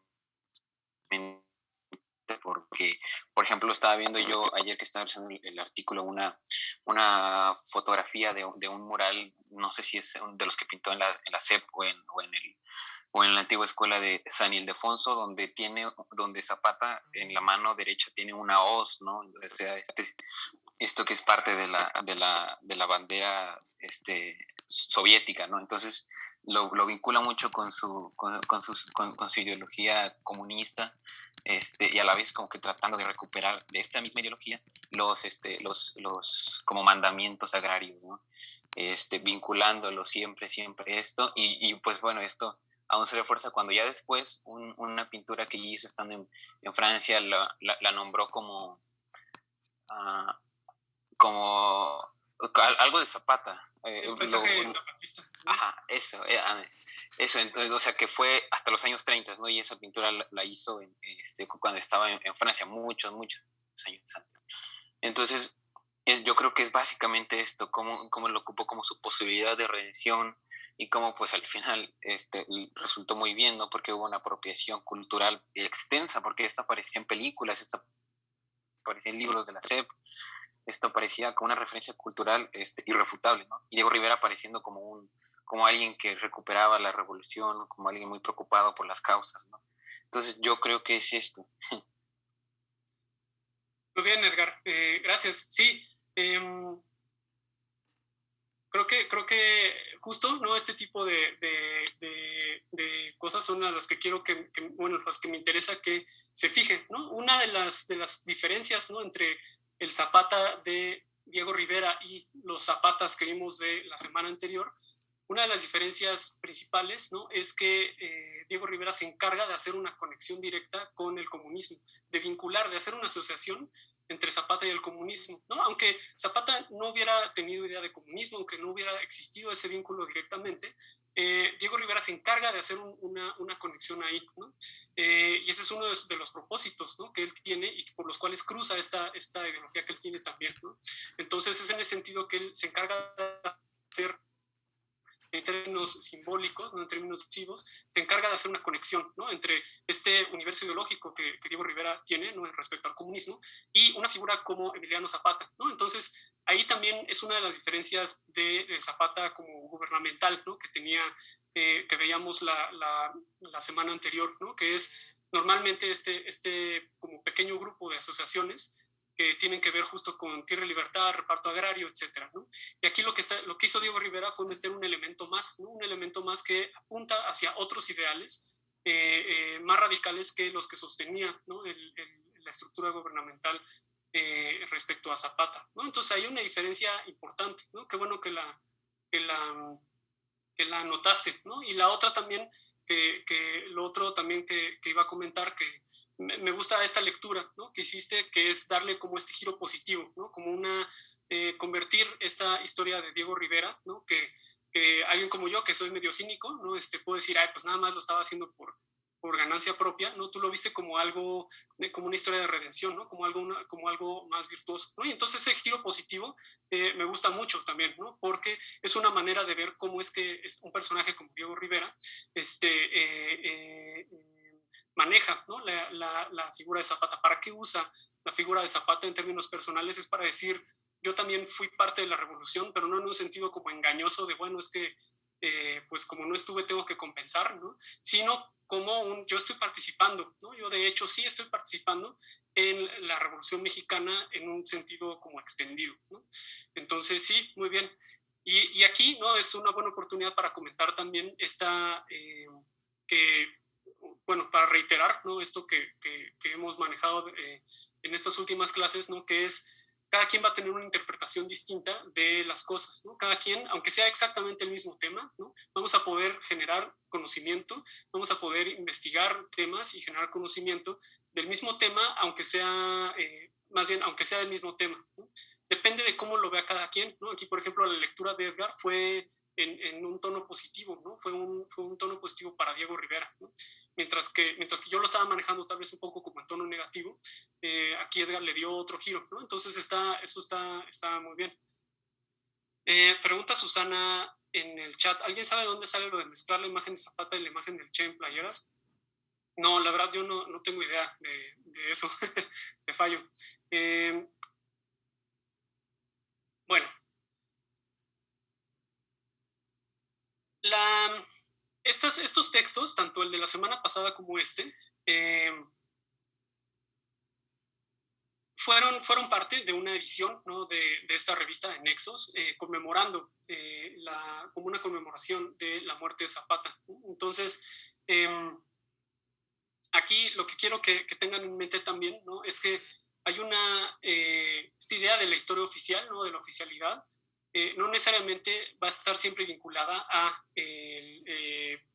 las estructuras estatales, sino también a otros tipos de entornos, ¿no? La academia también participa en esa construcción de la historia oficial, así como participa también de lo contrario, ¿no? de crear ciertas contranarrativas de la historia oficial, ¿no? Ahí la academia tiene esta doble función, digamos, tenemos esta doble función, ¿no? A fin de cuentas, ¿no? Un espacio como la UNAM, ¿no? Que es una institución estatal, participa de esos procesos en los dos sentidos, ¿no? Como parte de construcción de una historia oficial y como parte de ofrecer una contranarrativa, ¿no? De esta simplicidad con la que se construyen estas narrativas y con las que nos ofrece el Estado, estas narrativas, ofrecer algo más complejo, ¿no? Pero esas narrativas simples también vienen de las mismas estructuras académicas, ¿no? Entonces, ahí para que lo tengan en mente, ¿no? Que este tipo de cosas como ocasiones, como las conmemoraciones, son oportunidades para sacar el tema de nuevo, ¿no? Un tema que tal vez no se habla tanto. Las conmemoraciones son oportunidades para discutir, para poner en discusión este tipo de temas, ¿no? Discutir, bueno, Zapata, ¿no? Conmemoramos a Zapata, sí, ¿no? Pero no podemos seguirlo viendo simplemente como el héroe de la revolución, hay que darle complejidad, ¿no? Es quién usó Zapata y cómo, ¿no? Es cómo usó el Estado Zapata, ¿no? Diego Rivera, ¿qué hizo con Zapata? Le dio estas características nuevas que no tenía en otros entornos, ¿no? Etcétera, etcétera. Entonces, para que también lo tengan en mente. Y en ese sentido, ¿no? Un poco hablando en términos de la educación, ¿no? De cómo es que Zapata que cada uno de ustedes ahorita compartió, cómo es que les enseñaron, ¿no? A qué tipo de Zapata les enseñaron, cómo es que tuvieron una cercanía o no, ¿no? Con esta figura de Zapata. También consideren y es lo que veíamos también en la lectura de la semana pasada, ¿no? Es qué tipo de educación, o bueno, más bien en qué contexto se da nuestra educación respecto a la historia del país, ¿no? A la historia del país en el que vivimos o al que pertenecemos, ¿no? Y en ese sentido es que, pues algo como la educación ya después de que cambia el partido, ¿no? De que ya no es el PRI, de que después de muchísimos años, muchísimas décadas, ya no es el PRI que surge, ¿no? de los procesos de la Revolución Mexicana. Hay un sentido también de cambio en cómo es que se manejan las figuras que normalmente se utilizaban para construir esta identidad, ¿no? Y es en ese sentido que a partir pues, de los años 2000 cambia también eso, ¿no? Entonces el contexto que les tocó a ustedes de cómo es que reciben una educación ya cambió ese contexto en el que se tiene que dar lo que Viridiana decía hace rato, ¿no? Esta parte de la historia de bronce todavía sigue, ¿no? Por supuesto, seguimos con eso, ¿no? Pero se le hacen ajustes, constantemente se hacen ajustes, y uno de ellos es a partir de este cambio de gobierno, ¿no? Ya en los años 2000, entre ellos están estos ajustes de, bueno, ¿quiénes son los héroes, ¿no? nacionales? Y se empieza a enfocar más, ya no tanto en los héroes de la revolución, sino en los héroes, por ejemplo, del siglo XIX, ¿no? Entonces, aquí, ese tipo de cambios, como por llamarlos de una manera, cambios de paradigma, ¿no? También tenemos que tenerlos en mente, ¿no? Y es algo que tenían en común un poco lo que ustedes estaban contando ahorita o que estaban compartiendo con el grupo, es un poco lo que tiene en común esto, ¿no? Este panorama en el que el tipo de historias que se cuentan a nivel de educación, ¿no? De primaria a superior, ¿no? El tipo de historias que se cuentan son diferentes, son ligeramente, y tal vez no son muy diferentes, pero son ligeramente distintas, ¿no? Pero el cambio es lo suficientemente significativo como para que, pues para algunos de ustedes, pues la figura de Zapata, pues no era realmente una figura relevante, ¿no? En ese sentido, por ejemplo, en mi propia experiencia, ¿no? de escuela, sí era una de las figuras clave, ¿no? Del siglo XX, ¿no? De México, de qué significa ser mexicano. A mí sí me tocó esto de que fuera una de las figuras clave, ¿no? Yo estudié aquí en la Ciudad de México, ¿no? Y es parte de como este panteón de héroes, junto con Pancho Villa, ¿no? Francisco I. Madero, Venustiano Carranza, etc. Es uno más entre todas esas figuras que construyen la identidad de qué fue, ¿no? ¿Para qué fue la Revolución Mexicana y cómo es que tiene que ver con nosotros directamente ya a muchos años, a muchas décadas después, ¿no? Entonces, bueno, nada más para que lo tengan en mente también, ¿no? Ese contexto, eso también cambia, cómo es que se construyen estas narrativas históricas respecto a ciertas cosas, en este caso, respecto a un personaje histórico importante. Bueno, ¿tienen algún otro comentario, alguna otra pregunta de todo esto? De la lectura también.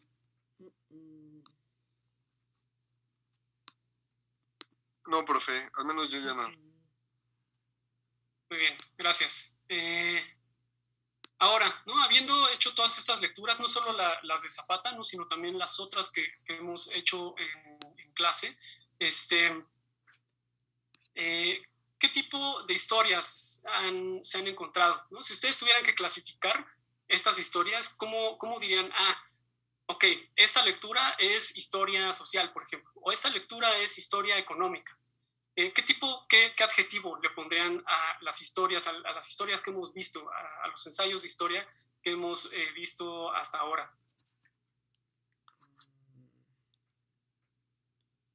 Por ejemplo, de Diego Rivera, ¿no? De Zapata de Diego Rivera. ¿Qué tipo de historia dirían ustedes? Es este tipo de historia.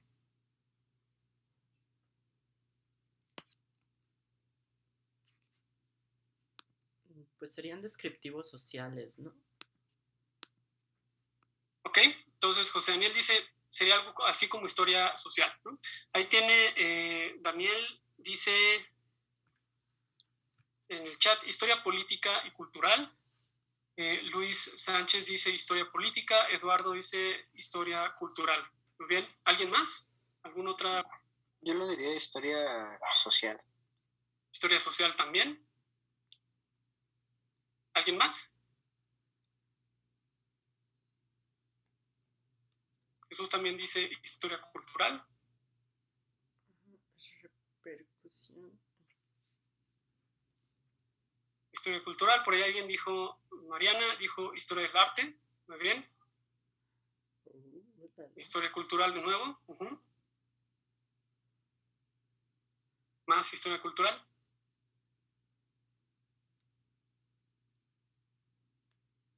No, porque es social. Sí, es lo que genera la sociedad, entonces. Bueno, no. Muy bien. Lo que modifica la sociedad. Elena, adelante. Sí, pues a mí me parece que el de Diego Rivera sería como historia del arte, pero en relación como la historia, como el arte legitima ciertos discursos y cómo construye imágenes, ¿no? Tendría que ver con eso que han dicho algunos, ¿no? Ahorita Edgar también acaba de poner historia política cultural, ¿no? Tiene ese cruce. Muy bien. Bien, ahorita Elena no explicó por qué, ¿no? Entonces quiero que un poco hagan eso también, ¿no? Los demás que han participado, que han dicho qué tipo de historia, ¿por qué sería historia cultural? Los que dijeron historia cultural, ¿por qué sería historia cultural? Adelante, Eduardo. Yo creo que es historia cultural porque te habla del trabajo de Diego, ¿no? De cómo fue evolucionando en su obra, ¿no? Lo que pintaba entre 1900 y cacho y lo que pintaba después ya cerca de su muerte, ¿no? Compara murales y de otros artistas, habla de Siqueiros o de otros muralistas también. Entonces yo creo que va más por eso. Cultural sí también incluye elementos políticos, pero yo creo que predomina lo cultural. Y en cambio, el primer texto que leímos de Zapata, yo creo que ese sí es historia social, porque más allá de la política y los cursos políticos, te habla de diferentes grupos sociales, de los zapatistas, de los diversos grupos que surgieron al final del siglo XX. Entonces yo lo clasificaría así. Muy bien, y por ejemplo, ¿no? Ahorita que hablaste de Diego Rivera, ¿no? Que decías, bueno, hace esta trayectoria de sus murales, etcétera, ¿por qué entonces no sería historia del arte como alguien propuso por ahí? ¿O por qué no la considerarías como historia del arte, por ejemplo?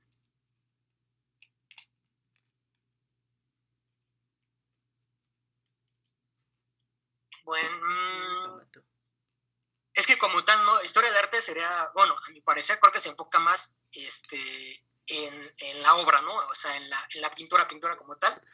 O sea, habla de un mural de Diego. Bueno, en este mural Diego trató de pintar esto y expresa esto, ¿no? Y se ven las líneas y yo creo que eso más sería historia del arte, ¿no? En concreto a la obra, no al artista. Entonces yo creo que sería eso. Ok. Gracias, Eduardo. ¿Alguien más, no? Que tenga... Daniel, levantaste la mano. Adelante. Sí. Hola. Yo me atrevería... Bueno, es que podrían ser varias historias, pero de repente yo sí creería que es historia política. Porque yo sí creo que este texto está bastante concatenado con el anterior. Zapata, o sea, no es lo que haya hecho Zapata, yo creo que eso es irrelevante en el texto anterior y en este texto. Lo importante es el concepto que se tiene a Zapata, tanto en el discurso político de la lectura anterior como en el discurso político de Diego Rivera, porque yo también creo que Diego Rivera no es inocente, o sea, Diego Rivera es muy, muy político, es excesivamente político. Entonces yo creo que sería historia del arte e historia política, que bien pueden ir mezcladas. Entonces esa sería mi opinión. Bien, gracias, Daniel. Aquí en el chat también, bueno, Daniel Quijada dice, historia política debido a que la imagen de Zapata se usa en propaganda política y cultural a causa de que Zapata se ha convertido en la voz de los marginados, se le representa en libros educativos, murales en las calles y de cierto modo nos da cultura para con otros países. ¿Ok? ¿Quién más por ahí vi? Levantaron la mano y luego la bajaron, pero ya no vi quiénes eran.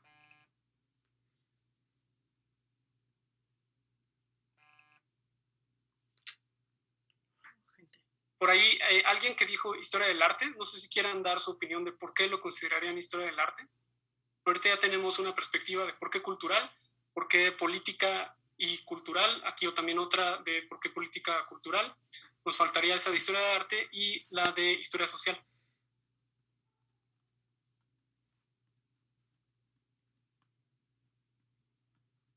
Elena, adelante. Bueno, yo puedo decir otra vez de por qué considero que es del arte. Sí, adelante. Porque yo creo que es historia del arte porque no nada más se basa en analizar una obra, la historia del arte, sino que también se basa en contextualizar las obras y de cómo son los autores, ¿no? De estas obras, de quiénes son quienes hacen las obras y por qué las hacen. Entonces, pues, y justo aquí habla de cómo Diego capitalizó a Zapata. Pues eso. Bien, gracias, Elena. ¿Alguien que haya dicho historia social?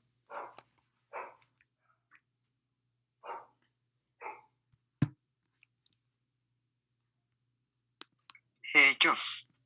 Bueno, Adelante. básicamente la catalogué de esa manera porque fuera del contexto político y de cómo se ha usado, también es la influencia que ha tenido esa imagen en la propia sociedad en aquel entonces.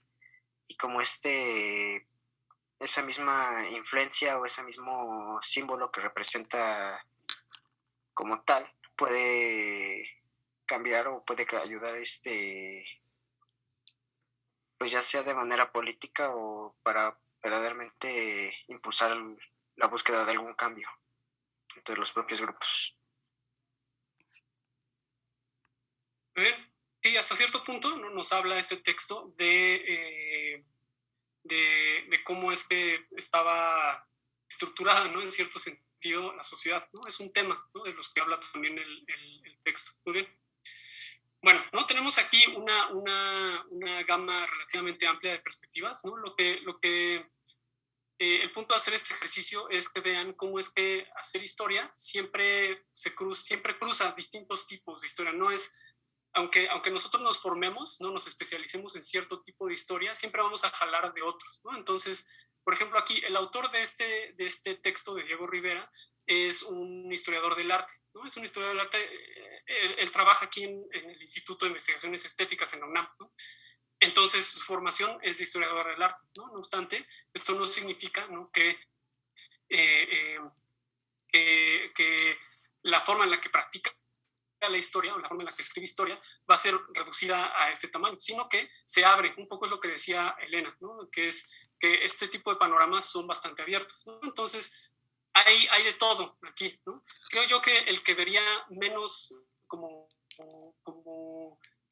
menos presente, ¿no? En términos de proporciones, lo que vería más presente sería en esta parte de lo que dicen ustedes, ¿no? La parte política está extremadamente presente aquí, ¿no? La parte de arte también, incluso hay un análisis de una obra por ahí, ¿no? Ya hacia el final, en la conclusión, hay un análisis tal cual de uno de los murales, un análisis muy corto.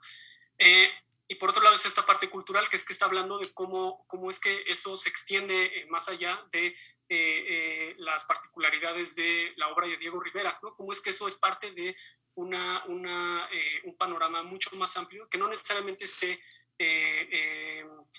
asienta en lo social, ¿no? En la estructura de lo social, sino que en prácticas políticas, en prácticas culturales, ¿no? Es ese tipo de ambiente, ¿no? Y el que vería un poco menos representado aquí, pero también está, es esa parte de describir, bueno, cómo es que era la sociedad, ¿no? En ese sentido, en este momento, y cómo es que esto se vincula con esa sociedad, esa estructura social, en eso, sería lo que vería un poco menos presente, ¿no? Ahí está también, pero lo vería menos presente. José Daniel, adelante.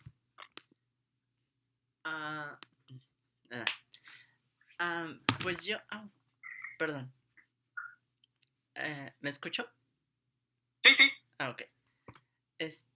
Pues yo había comentado social y sigo con la misma idea a pesar de que usted dice que es menos social, pero, o sea, ya con lo que han escuchado de mis compañeros, como que identifico que es un poco de todas, sin embargo sigo con la idea de que es social. ¿Por qué? Porque pues de alguna manera están hablando de dos conceptos como que separados, bueno, los que incluye es decir el arte y la política, que al juntarse, bueno, ambos influyen directamente en una sociedad y esta sociedad está compuesta por individuos como un Diego Rivera, a pesar de ser grandote. Entonces, cuando usted une lo social y lo artístico, lo social obviamente influido por la política, pues se va a obtener ¿qué? Se va a obtener la cultura. Entonces, como que el centro neurálgico de todo sería la sociedad. Entonces, y bueno, el énfasis, el enfoque que se va a tener desde de la lectura, quién lo va a leer, quién lo está realizando y para quién va a ser, es social. Sí, gracias, José Daniel. Ahí creo que tú, bueno, lo que estás haciendo es meter como toda una serie de elementos que son, digamos, externos en el texto, ¿no? En ese sentido, ¿no? Lo va a leer, etcétera, pues podríamos hablar, decir de cualquier texto, ¿no? En ese sentido, todos los textos, pues pueden ser sociales, ¿no? O pueden ser, más bien todos los textos son sociales en ese sentido. A lo que me refiero más bien es qué tipo de historia se está haciendo aquí, ¿no? Entonces, aunque sí, ¿no? Efectivamente, todo tiene que ver con la sociedad, ¿no? Tipo de historia que se está haciendo aquí tiene varios componentes, ¿no? De los cuales La historia social normalmente a lo que se dedica es ver, por ejemplo, cosas como estructuras sociales, cómo funciona una sociedad, cómo se relacionan distintos sectores de la sociedad entre sí, ¿no? Eso más o menos es la práctica de la historia social, eso es a lo que se dedica, ¿no? Entonces, eso no está tan presente en un texto como este, ¿no? Es algo que está ahí, ¿no? Digamos, es parte de, porque de repente menciona, bueno, ¿no? Alguien como Diego Rivera estaba vinculado con este sector de la sociedad que era, por ejemplo, comunistas que tenían contacto o vínculos con cierto sector social, ¿no? De la clase trabajadora. Entonces ahí hay una parte que sí, ¿no? Tiene esta descripción social, pero la figura principal de Diego Rivera y las conexiones que se hacen alrededor de esta figura tienen que ver más con esto que dices, ¿no? Esta parte cultural, esta parte política, ¿no? La parte social está ahí, pero es la menos presente, ¿no? Está ahí, ¿no? No estoy diciendo que no esté, sino que es la menos presente. Entonces, bueno. Ahora, el texto de la semana pasada, ¿cómo lo verían ustedes? Por ahí ya alguien dijo, creo que fue Daniel, ¿no? Dijo, Daniel Mendoza dijo, yo lo vería como historia social, ¿no? Y ahí sí están, ¿no? Marcados como, ¿qué piensa este sector social de Zapata? ¿Qué piensa este otro? ¿No? ¿Qué piensa este otro? Entonces, bueno, ahí ya tenemos una respuesta. ¿Qué dirían los demás? Los y las demás. Carol, adelante.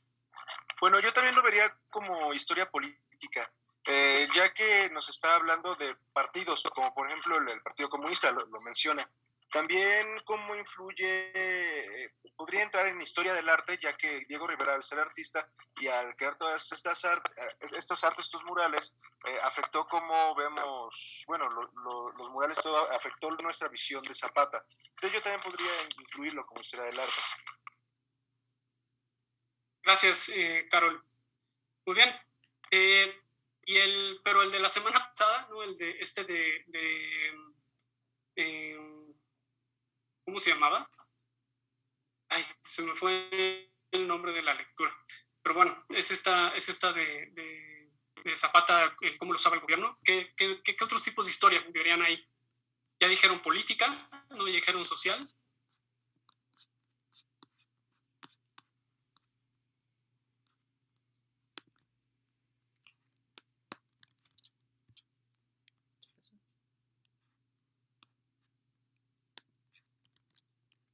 Dice Susana, estoy pensando. Sí, piénsenlo.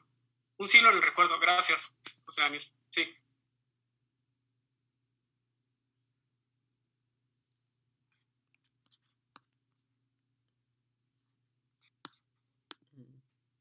El profe cargando.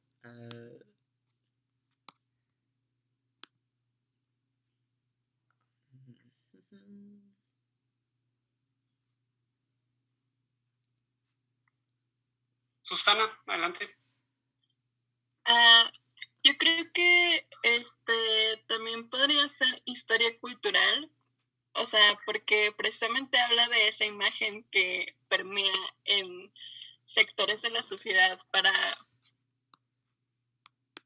todo un poco ahí, pues de dar un héroe, ¿no? O sea, y bueno, se me hace que es más historia política por toda esta historia de cómo el gobierno se apropia y le da al pueblo ese héroe que necesita.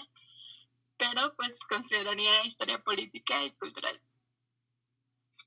Bien, gracias, Susana. Hay un elemento interesante que creo que es a lo que apuntas, ¿no? Una parte cultural que es la práctica de las conmemoraciones, ¿no? Y cómo se cruza eso con política. Ahí hay un elemento interesante que podemos ver. Bueno, ahí tiene un cacho, ¿no? Una cosa de cultural también. Muy bien. Surisadai, adelante.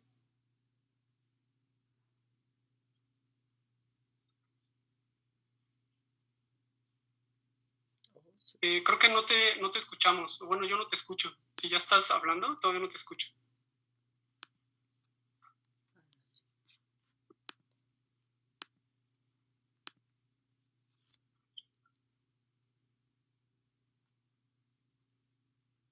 Ahora creo que apagaste el micrófono. Si quieres, escríbelo en el chat. Si ahorita si ahorita estás teniendo problemas con el audio y eso. Dice Jesús, yo tampoco lo escucho. Ok, entonces no es nada más mi computadora. Si quieres, escríbelo en el chat. Si estás teniendo problemas ahorita de conexión o cualquier cosa, ponlo en el chat.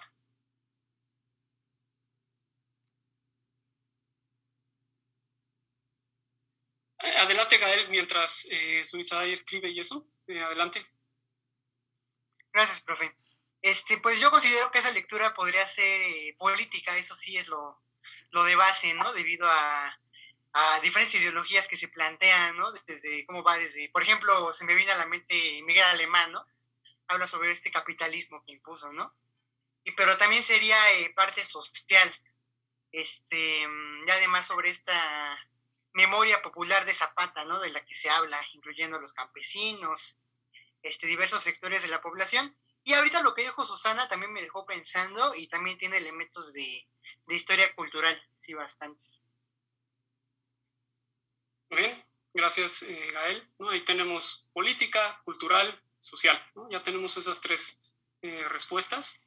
¿Alguien más tiene alguna otra? Carol, adelante. Bueno, ya que lo menciona mi compañero, al momento de mencionar capitalismo podríamos también incluir la historia económica en cierto aspecto. Y aparte, como Zapata peleó peleó por los derechos de los campesinos y todo eso, podría también ser justamente historia económica también. Gracias, Carol. Sí, ahí por ejemplo, ¿no? Yo sí les diría, ¿no? De historia económica, el texto de la semana pasada, un siglo en recuerdo, realmente tiene muy poco o casi nada, ¿no?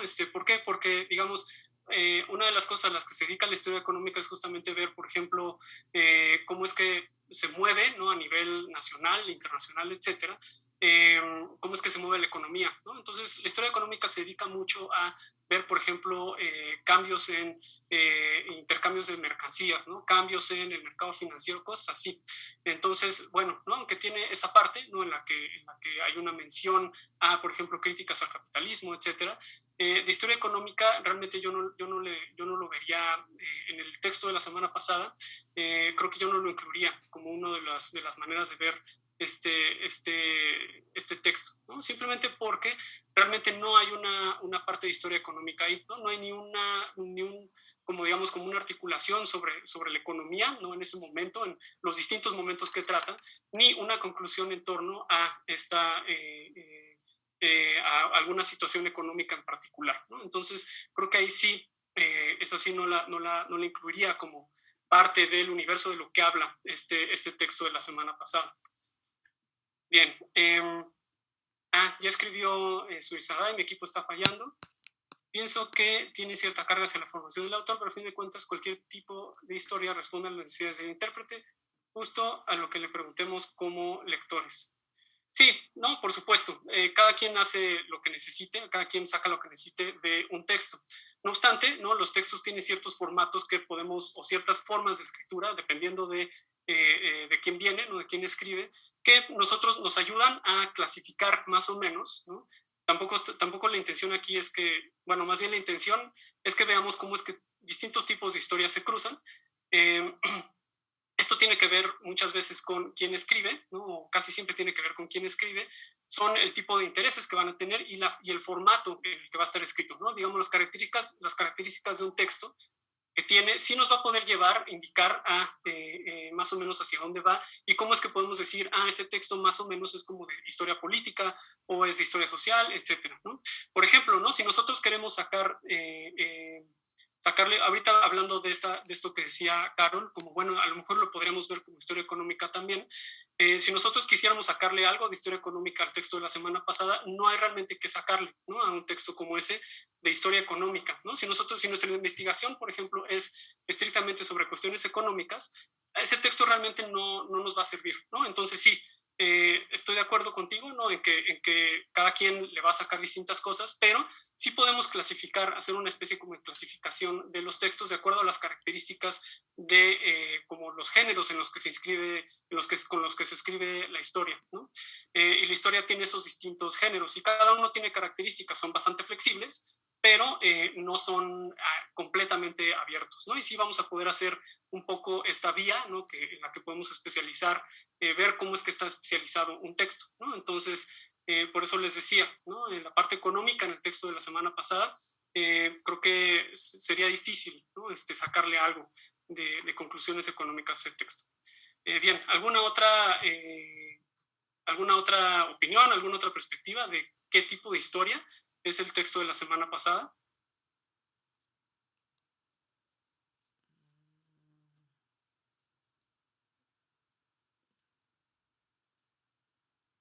Bien, el punto, ¿no?, de preguntarles estas cosas, a ver, dice, toca un poco el tema del crecimiento urbano a costa de los subsidios a productos agrícolas, pero no da datos macroeconómicos concretos, entonces sí sería difícil vincularlo con la historia económica.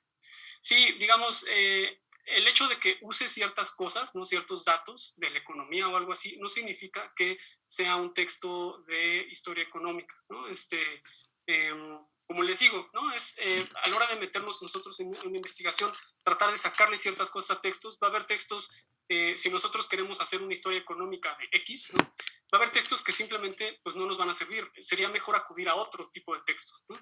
Si yo, por ejemplo, quiero hacer una historia política sobre Zapata, ¿no?, sobre Zapata en el siglo XX, pues este tipo de textos me van a servir bastante, ¿no? Si yo quiero hacer una historia económica del programa zapatista, pues este tipo de textos no van a servir realmente de gran cosa, ¿no? Entonces, ahí está la diferencia, ¿no?, que es lo que hablaba, lo que decía Surisadai, ¿no?, sobre de quién depende de cómo lo leas, sí, pero también de cómo está escrito. Sí hay características que podemos definir claramente, ¿no?, aunque son flexibles, de nuevo, que un texto pertenece a un cierto género de la historia, ¿no?, a una cierta forma de escribir historia. Bien, el punto de estas preguntas, ¿no?, son para que ustedes vean que, digamos, cuando nosotros nos especializamos en algún tipo de historia o queremos escribir algún tipo de historia en particular, siempre vamos a jalar de otras, ¿no?, de otros tipos de historia. Vamos a estar jalando constantemente de otros tipos de historia, ¿no? Ahí, si ustedes quieren escribir una historia de, por ejemplo, ¿no?, hace rato, como lo que decían, de una historia del arte, ¿no?, que es, por ejemplo, a lo que yo me dedico, bueno, pues a veces no va a haber que jalar de historia política, a veces va a haber que jalar de historia cultural, a veces va a haber que jalar de historia social, etcétera, ¿no? Entonces, ese es lo que quiero que vean con estas preguntas, ¿no?, que es que las maneras de escribir historia, ¿no?, que estas características que les digo, que sí podemos definir un texto como X o Y tipo de historia, siempre son relativamente flexibles, ¿no? Siempre vamos a poder jalar de otros tipos de historia, y eso es importante que lo tengan en mente a la hora de escribir cualquier ensayo, a la hora de que hagan una investigación en historia, estén abiertos a eso, ¿no? Que si algún tema está abordado, ¿no?, por alguien que hace historia, alguno de sus temas de investigación, si ustedes están haciendo un tema de investigación de historia política y ven, ¿no?, su tema o más o menos el mismo periodo, qué sé yo, abordado desde una perspectiva de historia económica, pues vale la pena meterse, ¿no? O de otros tipos de historia, vale la pena meterse porque así van a ustedes poder construir o escribir historia de una manera más completa, ¿no?, por decirlo así. Entonces, bueno, es el objetivo, ¿no?, que vean ustedes que escribir historia no es nada más como enfocarse, tener este túnel, ¿no?, esta visión de túnel de, yo me dedico a esto y entonces así se escribe esto y solamente es lo único que va a pasar, ¿no?, sino que hay que estar todo el tiempo mezclando otras cosas de otras maneras de hacer historia, ¿no? Bien. ¿Tienen alguna otra pregunta, alguna otra cuestión, comentario de todo esto que vimos hoy? ¿Ya no? Bien. Por mi parte no. Gracias, Marco Antonio. José Daniel, adelante. Entonces, a partir de lo que hablamos, ¿cuáles son las distintas clasificaciones que hay? ¿Solo cultural, social, político y económico? Bueno, ¿qué vamos a trabajar aquí? Hay muchas, ¿no? Hay muchos tipos de historia. O sea, ahorita las que ustedes apuntaron no nos sirven para hablar de estos textos en particular, pero si hablamos de otros tipos de textos, por ejemplo, si hablamos del texto de Goya, ¿no?, el primerísimo que leímos, ¿qué tipo de historia verían ahí? ¿No? ¿Una biografía? ¿Tipo biografía? Ajá, ¿no? Hay una dimensión biográfica ahí, ¿no? Dice Susana, una historia del arte. ¿Por qué será del arte? ¿Por ser su mayor contribución? Perdón que me meta. Yo creo que sería el arte porque precisamente habla de Goya y de cómo fue evolucionando su carrera y su estilo de acuerdo a las etapas de su vida. Entonces yo creo que toca muchísimo el tema de historia del arte. Sí, muy bien, ¿no? Ahí hay una dimensión de arte importante, ¿no? Hay otras también, ¿no? Por ejemplo, ahí esta parte de historia social también sería muy relevante, ¿no? ¿Por qué? Porque habla de cosas como enfermedades, cómo se transmitían enfermedades en ese tiempo, ¿no? ¿Qué relevancia tenía? Bueno, ¿no? ¿Qué tipo de curas había para esas enfermedades, ¿no? ¿Cómo es que eso nos deja ver una cierta dimensión social sobre en qué lugar ocupaba este señor, este pintor Goya en su sociedad, ¿no? Cómo se relacionaba, por ejemplo, con otros sectores sociales. Hay este tipo de cosas también, ¿no? Entonces ahí, por ejemplo, hay otra dimensión de historia social, pero también, por ejemplo, podríamos verlo como una historia del desarrollo científico también, ¿no? Es cómo es que estos componentes de las pinturas que este señor hacía, cómo es que se hacían, ¿no? Por ejemplo, ahí, si mal no recuerdo, menciona un poco cómo es que las pinturas que él hace, de qué están compuestas, qué materiales son, ¿no? Y cuál es el material venenoso en particular con el que esta persona, bueno, con el que este pintor a lo mejor se envenenó, ¿no? Entonces ahí, si nosotros queremos hacer una historia, por ejemplo, de cosas como la biología, ¿no? Pues podemos ver que ahí había un conocimiento sobre estas cosas, o bueno, no había un conocimiento sobre estas cosas, pero ya se manejaban estos componentes, etcétera, ¿no? Entonces, hay muchos tipos de historia, ¿no? La verdad no te sabría enumerar todos ahorita así de memoria, ¿no? Pero hay muchísimos tipos de historia y ustedes se los van a ir encontrando. Tampoco tiene mucho caso que yo les diga, estos son todos los tipos de historia que ustedes pueden hacer.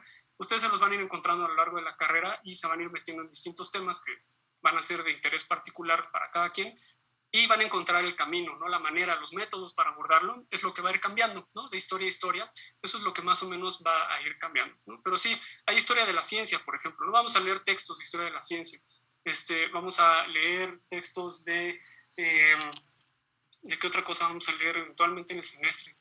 De historia de la ciencia, de historia de la filosofía también, por ejemplo, vamos a ver algo de eso, cosas así, ¿no? Digamos, géneros de historia hay muchísimos, ¿no? Entonces, ahorita no se me vienen así todos a la mente, pero en estos textos que hemos leído hay varios, ¿no? Hay varios tipos de cómo hacer historia.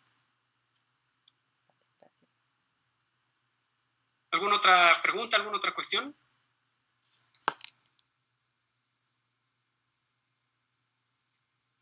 Todo bien, profe. Todo bien. Muy bien. Bueno, pues entonces nos vemos la próxima semana. Al ratito les pongo la lectura del próximo miércoles. Y pues que tengan buena semana. Gracias, profesor. Hasta luego. Creo que Daniel tenías mano. Hasta luego. Gracias, profesor. Hasta luego. Hasta luego, gracias a ustedes.